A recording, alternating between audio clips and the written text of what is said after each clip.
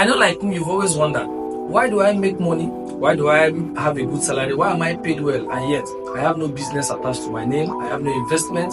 My salary comes and before I know it, it goes. I will tell you why today. Stick with me. You see, a lot of people have met me and said, alright, you said we should budget our money. You said we should keep our money substantially. You said we should create a list of preference of how we invest our money, how we spend our money, how we use our money. What happens when someone comes to me with a viable business? Someone comes to me and says, this shares or one of those shares is doing very well. Oh, I should invest in banking shares. Okay, there's this business to stock grains. What do I then do?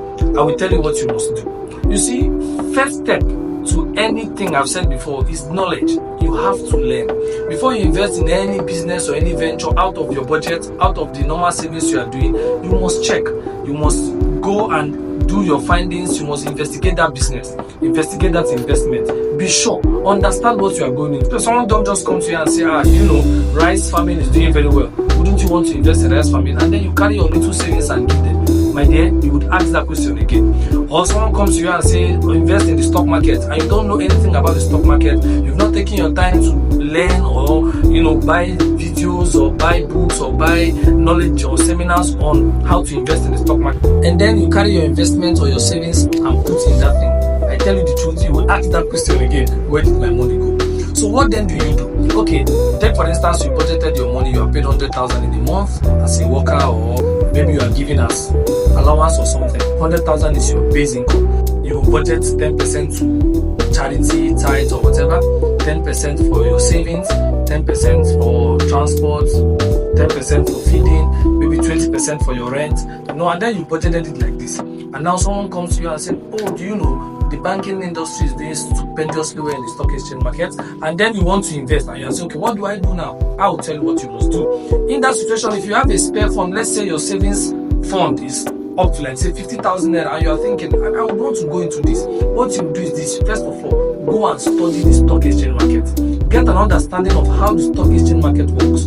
Don't just do it because someone came to you and tell you. Now you say, Mr. Oraf, is it not the same if someone says I'm sick and I have to help the person? Can't I also carry that money and help somebody? After all, God will bless me. Yes, God will bless you. Wisdom is profitable to direct.